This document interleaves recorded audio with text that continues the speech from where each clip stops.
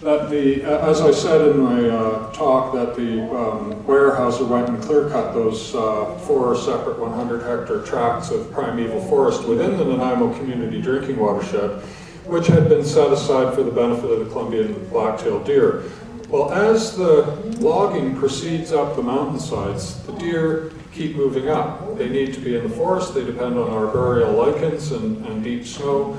The predators keep moving up. The deer keep moving up as the forests keep receding up the mountain. And ultimately what happens is you've got a veritable traffic jam of cougar and wolves and marmots and elk, all congregating up where the final, at the top of the mountain. And of course there's these juicy marmots sitting around and they're getting picked off. Now, the government's had wolf culling programs to protect the marmots, the cougars get shot.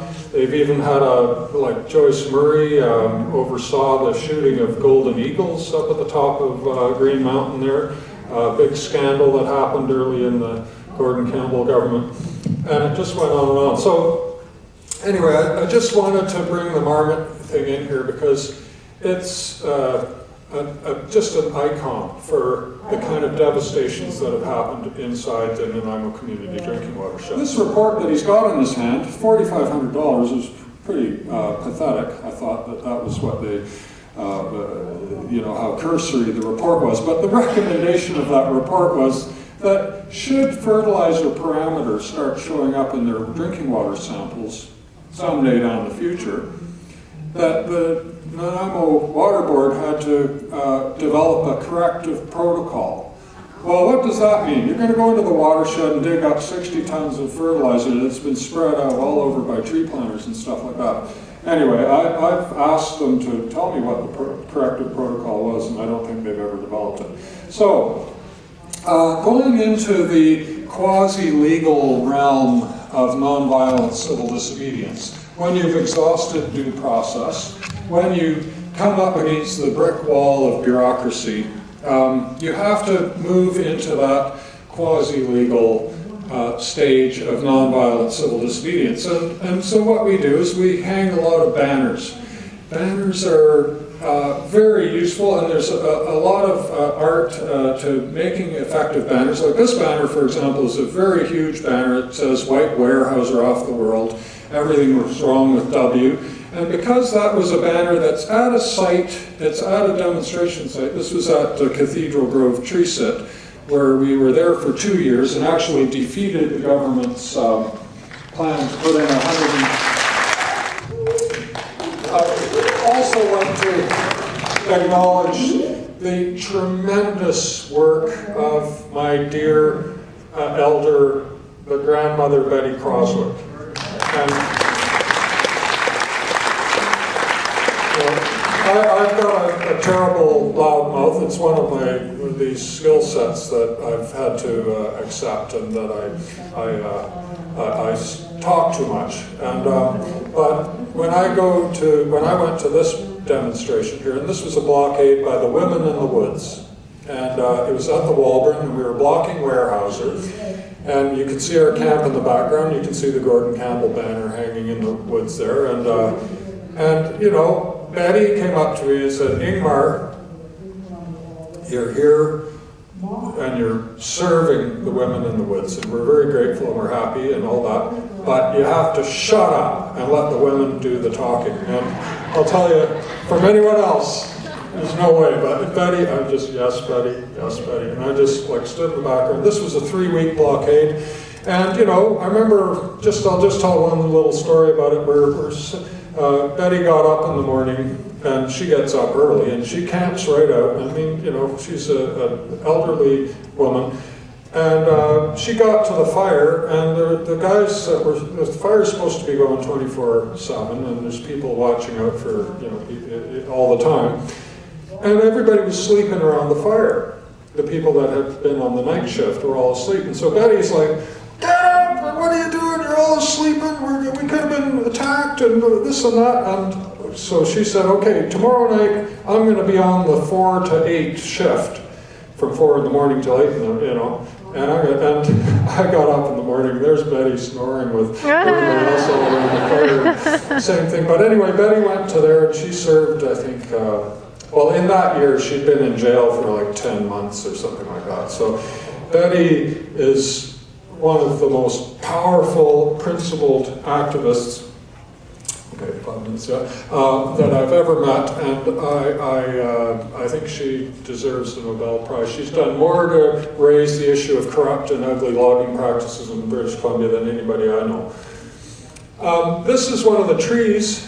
Just by the way, I bring this giant Douglas fir tree in here.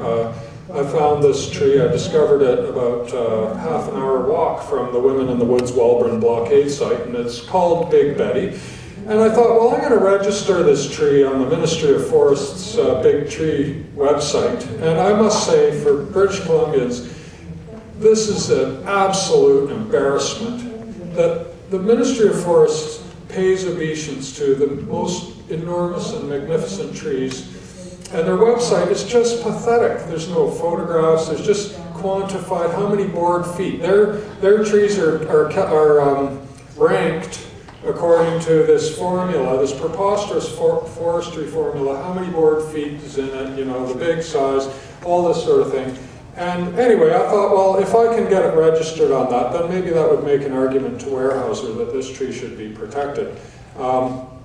Anyway, they did their calculations. I finally got a forester to come out there and calculate it all up. It came out that Big Betty is only the 11th largest fir tree on the planet.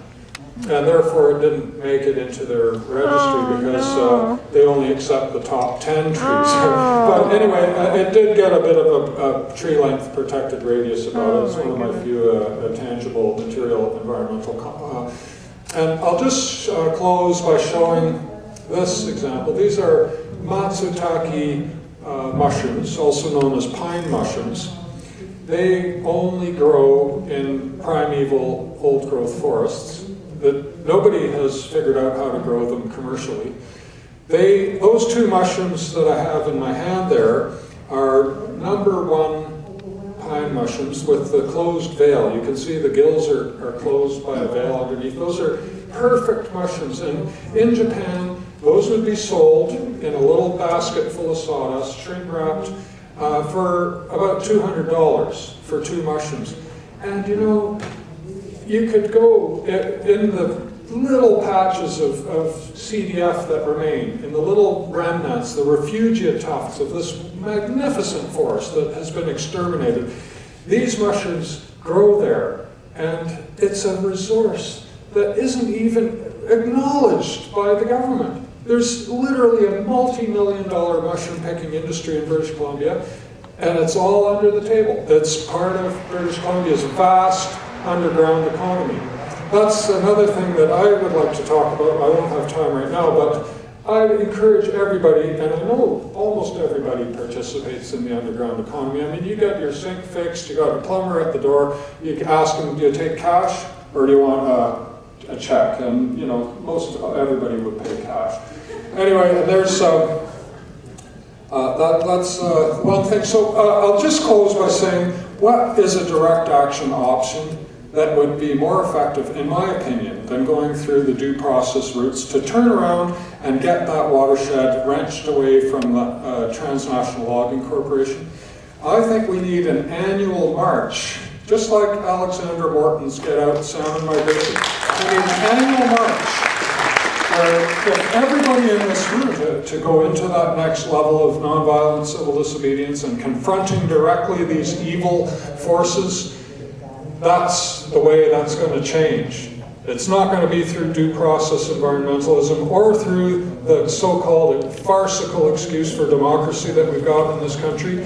And that's what we need to do. And thanks so much for coming up and listening to me.